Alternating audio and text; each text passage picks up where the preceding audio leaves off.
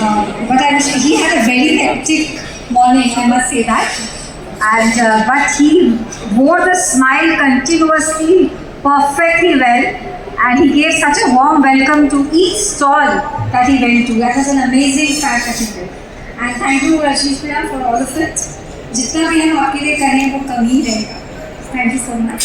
I have been asked to speak on startups. What is startup? What is startup funding? How does government of India recognize startup, etc.? So, are you willing to give me 10 minutes? Yes or no? Yes, 10 yes. minutes.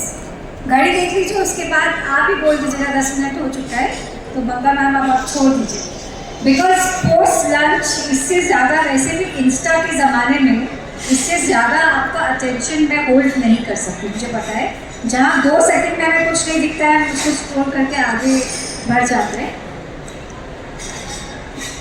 हम कई बार colloquially we say some enterprises as being startups, but believe you me, all startups that we casually say are not startups. Startup के लिए sometimes we also feel and understand that if it is to do with technology, then only it is startup. But that's also not true. Startup need not be compulsorily based on technology business. It could be even otherwise. For example, if you have seen one lady came in Shark Tank, she was making wigs. Wigs समझते हैं? Yeah, wigs, false hair. So oh, I touched my hair. It's not false. So this is that company which is not technology based, but is making wigs, was also or is also a startup. So therefore, let us remove that spectacle that we have in our eyes, that to be a startup, I have to be techno-based. It's not correct. So then what is a startup? The government says that startups are those who solve some of the problems that is there in the economy. The underlying problems which is there in the economy, that is if it is getting solved, or if it is creating wealth, or if it is creating employment, even that will be termed as startup. And if you are not registering yourself with DPIIT, then it will not be considered as a startup. So you have to register yourself with DPIIT. Now, for a startup, 2 things we should absolutely understand. Number 1, your company or LLP could be a private limited company or a LLP. It cannot be a public limited company. Okay? Number 1. Number 2, in that series only, is that it cannot be more than the age of the person when you want to get itself registered as a startup cannot be more than 10 years old. Obviously, आप बड़े बच्चे को भी startup बोलोगे तो नहीं चलेगा. So government is saying that within 10 years of your birth, you can get registered your company or an LLP as a startup with the DPIIT. So if, for example, if my company was born in 1991 and today I want to register that as a startup, in Indian laws it is not allowed because it is much more than 10 years old. Even in the 11th year, you will not be allowed to go for registration as a startup. Very most important thing is that startup के लिए आप तभी तक register करा सकते हैं जब तक आपका turnover is less than 100 crores. So if your turnover means what? Sales. So if your sales is crossing 100 crore, which means turnover is crossing 100 crore, then you no more remain a startup. Is this making sense? Yes. Yes? Okay. Thanks for that. DPIIT registration is very simple. हमें हमेशा लगता है कि कौन हमें करा के देगा, but we are not taking the initiative to go to the website and do it ourselves. कितने लोग अभी तक सुनते हैं DIY? आजकल बोलते हैं ना face pack DIY, home DIY, I mean soap DIY, you know hair color also DIY. आपको पता है हेयर कलर कैसे बनता है? बताइए कैसे बनता है? घर पे अगर बनाना हो तो 2 चम्मच क्या हेना पाउडर, राइट? और उसमें 4 चम्मच Indigo powder, which means Neem, Indigo leaves होते हैं उसका पाउडर, बस आपका हैना बन जाता है। सो DIY अगर इतना सिंपल है जितना मैं बोल रही हूँ, उतना ही सिंपल DPIIT में रजिस्ट्रेशन, उतना ही simple. You just have to have good internet connectivity. और हमेशा ये ध्यान रखिए कि आपकी जो बैलेंस शीट है, आपका जो बर्थ सर्टिफिकेट है, आपका मतलब जो कंपनी का बर्थ सर्टिफिकेट है, what you mean by companies birth certificate, like certificate of incorporation of LLP or a company, etc. All that should be saved well in a folder, because when you register yourself, you have to attach some documents to the government to show that look, this is my balance sheet, this is my PAN number, this is my GSTI number. उस समय फिर हम ढूंढते रहते हैं, ओहो it's not saved, and then you feel oh it's so cumbersome, and you want to, I don't want you to spend on anyone. Just you have to understand that अगर आप वीज़ा के लिए कहीं अप्लाई कर रहे हैं तो obviously you have to have your documents with you. Similarly, if you're applying for DPIIT, you just have to have your documents with you in your computer from where you are applying, so that if they ask for an attachment, आप click करिए, attach करिए और submit करिए. It is as simple as that. Now, what is the benefit of getting a startup registration? I know another 5 minutes. So what is the benefit of a startup registration? Friends, there are immense benefits. Number 1 is you can get investors. आज हम इतना समझते हैं कि बिना पैसे के business नहीं हो सकता। क्या हो सकता है? बिल्कुल नहीं हो सकता। तो बिना पैसे के अगर बिजनेस नहीं हो सकता, so will you be able to pull in that much money from your own resources that a business needs? It is never possible. Business needs इतनी हाई होती है कैपिटल के मामले में कि आप अपना कितना भी पैसा लगा दीजिए, उसके कुआं कहा जाता है। कई लोग खाई भी बोलते हैं, और in the lighter sense, तो कितना भी पैसा आप डाल दीजिए, आपका पूरा खजाना कम पड़ सकता है। बिजनेस में इतनी लागत होती है। So therefore, without investment or without investor, a sound investor, it is very difficult to do business. So once you register yourself as a startup, there is a concept of valuation. आपको ऐसा अच्छा क्या मैं किसी से भी पूछ सकती हूँ कि जब हम वैल्यूएशन कराते हैं तो कौन सा बिजनेस वैल्यूएशन अच्छा देता है, प्रॉफिट मेकिंग की लॉस मेकिंग? सर आप बता दीजिए, आप तो मत ही आपको सब पता है। प्रॉफिट मेकिंग सभी को पता है। I am just asking whether a profit making business will give you a good valuation, और even a loss making venture can give you a good valuation. So, what do you think? Friends from Orissa, please tell me. So, would a profit-making company give you a better valuation than a loss-making company, or even a loss-making company can fetch a good valuation? Profit depends upon the existing valuation. Depends upon the existing valuation. Okay, let me ask you the example of Zomato. जब आपने जोमेटो की balance sheet देखी होगी, जब वो public issue में जा रहा था, it was a bleeding balance sheet, it was a balance sheet in red. Balance sheet जब रेड में होता है, इसका मतलब क्या है? जब स्कूल में रिपोर्ट कर रहता था ना, मैथ्स में हम फेल होते थे, तो रेड में लिखा रहता था ना सर, याद है अपने स्कूल के रिपोर्ट कार्ड्स कि आप सब भूल गए? हम लोग को अभी भी कुछ कुछ अपना संभाल के रखते हैं जहाँ पे फेल हुए थे। तो वो जो लाल नंबर आता था, मतलब कि बहुत कम नंबर मिले, अब फेल हो गए उस सब्जेक्ट में। उसी तरह जब रेड बैलेंस शीट होती है, इसका मतलब the balance sheet is in loss. But we saw that how Zomato की balance sheet, even being in loss, fetched so much of premium because it had a high valuation. Why?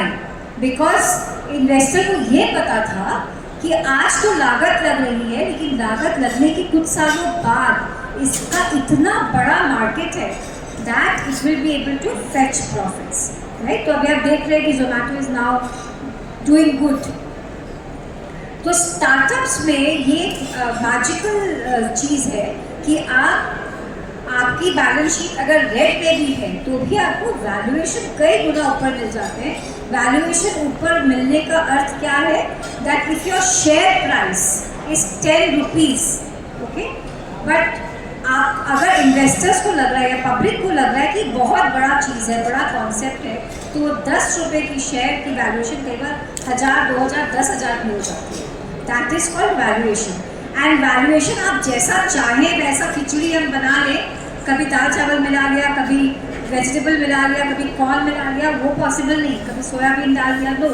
There is a fixed formula of how a valuation is to be done. Okay, so this valuation concept is very important in startups which people really enjoy. तो आप देखिएगा bootstrap startup, मतलब बिना किसी खर्चे के, एकदम बिना किसी फ्री खर्चा के वो बन रहा है, अच्छा कुछ प्रोडक्ट लॉन्च करके। कई बार हम देखते हैं इन्वेस्टर आ जाता है, तो जो बंदा एंटरप्रेन्योर है, जो उसका मालिक है, वो अपने शेयर्स कुछ दे देता है और बाकी रख लेता है। तो जो दे देता है उससे उसका पैसा बन जाता है। फिर जो नया आदमी आता है उसको और अच्छा बनाता है कंपनी को, फिर वो अपना शेयर किसी और को बेच के पैसा बना लेता है। So this goes on and on. और फिर एक वन फाइन डे वी सी उसका IPO आ रहा है। ओके, IPO आता है तो पब्लिक को शेयर्स दिया जाता है and then everybody makes money out of it if it is doing well. Now 2 things only more I want to tell you about startup. 1, you can get, आप अपने कानों को थोड़ा घिस लीजिए, रगड़ लीजिए, क्योंकि अभी जब मैं आपको बोलूँगी आपको लगेगा ये सही नहीं बोल रहे हैं हम तक, but I am saying that with quite confidence that government of India, जी हाँ, हमारी अपनी सरकार ने कहा है कि 3 साल आपको इनकम टैक्स में एग्जेम्पशन मिल सकता है आउट ऑफ दोस 10 ईयर्स। आप 10 साल से बाद स्टार्टअप में रजिस्टर नहीं कर सकते, तो उन 10 सालों में आपको 3 कंटिन्यूअस ईयर्स आप चूज कर सकते हैं, जिस 3 कंटिन्यूअस ईयर्स में आपको कोई इनकम टैक्स नहीं देना पड़ेगा। जी हाँ, नहीं देना पड़ेगा। Okay, so that is one beautiful benefit that you get in a startup, but yes, you have to be registered under TPRIT, otherwise government आपको startup के हिसाब से recognize नहीं करेगी, और अगर नहीं करेगी तो आपको income tax की benefit भी नहीं देगी। Okay, and another last thing, I know my time is going to get up in 1 minute, that is angel tax। इस कॉन्सेप्ट को जरा सा समझ लीजिए, एटलीस्ट वर्ड को समझ लीजिए, क्योंकि हर बजट में हमारी फाइनेंस मिनिस्टर इस बारे में बात करती हैं। तो this concept is a beautiful concept, it's called angel tax. और एंजल टैक्स सिर्फ स्टार्टअप में माना जाता है। जैसे मैंने आपको कहा कि शेयर की वैल्यूएशन होती है, तो अगर अधिकतम वैल्यूएशन, काफ़ी ऊपर की वैल्यूएशन अगर मिली, तो ऑब्वियसली आप 10 रुपये के शेयर को कितने में बेचे, 1000 रुपये में बेचे, तो आपकी प्रॉफिट कितनी हुई, 990 रुपये। तो 990 रुपये में आपको कैपिटल गेन्स टैक्स नहीं लगेगा। Okay, so that is a huge benefit. 20-30% आपका टैक्स लगता है, so that's a big benefit. Has this made sense? Yes. So I want you to please see that startup doesn't mean कि आपका techno based होना चाहिए। अगर आप कोई बहुत मेजर प्रॉब्लम सॉल्व कर रहे हैं इकोनॉमी का, आप कुछ वेल्थ क्रिएशन का कुछ कर रहे हैं, या फिर आप एम्प्लॉयमेंट जनरेशन का कर रहे हैं, तो प्लीज़ एडवाइस दीजिए। हम गोयनका जी, हम लोग सब एक बात आपको बताना चाहते हैं, and this is with all humility, और इसको आप सही समझिएगा। कई बार हम पेनी वाइज पाउंड फुलिश बन जाते हैं। एक हिंदी में कहावत है कि पेनी वाइज पाउंड फुलिश बन जाते हैं। हम बहुत बड़ा काम करते हैं, लेकिन हम थोड़ी सी एडवाइजरी में स्पेंड नहीं करना चाहते। हमें लगता है हम इंटरनेट पढ़ के सारा काम कर लेंगे। आपसे मेरी दरख्वास्त है कि कभी कभी जब आप शुरुआत के दौर में एटलीस्ट एडवाइस दीजिए और फिर अपने काम करिए, क्योंकि आप एनर्जी तो उतना ही लगा रहे हैं। थोड़ा आपको कोई एडवाइज़र मिल जाएगा तो वो उतने अच्छे डॉक्टर या वकील की तरह काम करता है कि आपका फिर दिशा, आपका जो बिजनेस है वो सही दिशा पकड़ सकता है। Thank you very much.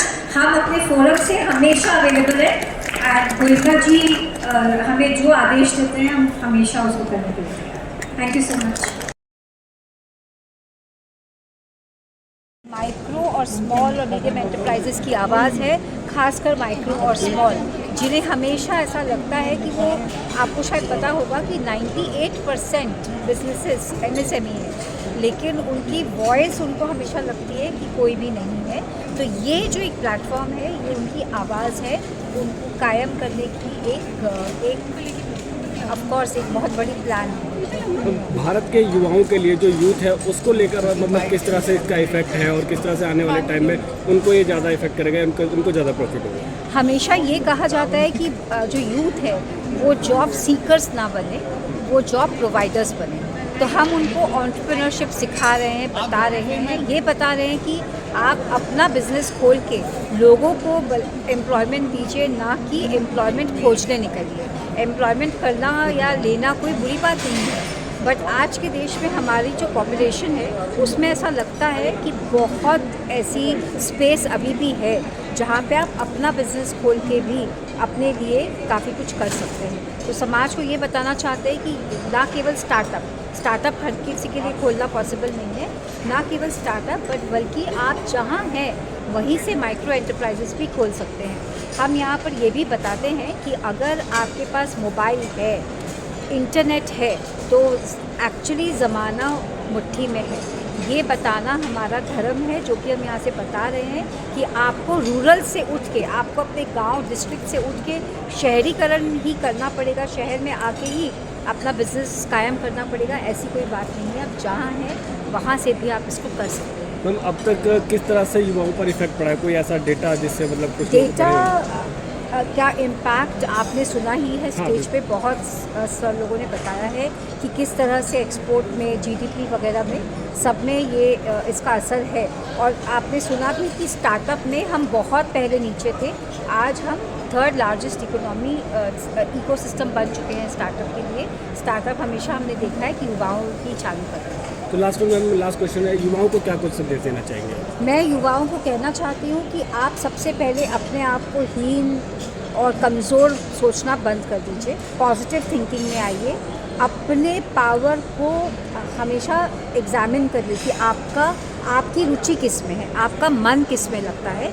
एक समय था जब सब कहते थे कि पढ़ने से ही तरक्की होगी। पढ़ना तो पड़ेगा, बेसिक नॉलेज तो हमें चाहिए, लेकिन अगर आपकी रुचि हैंडीक्राफ्ट में है, आपकी रुचि आपको रेडियो जॉकी बनना है, आपको स्पोर्ट्स में रुचि है, आप अपने रुचि के हिसाब से काम करिए, जिससे कि पैशन ही आपका प्रोफेशन बन जाए।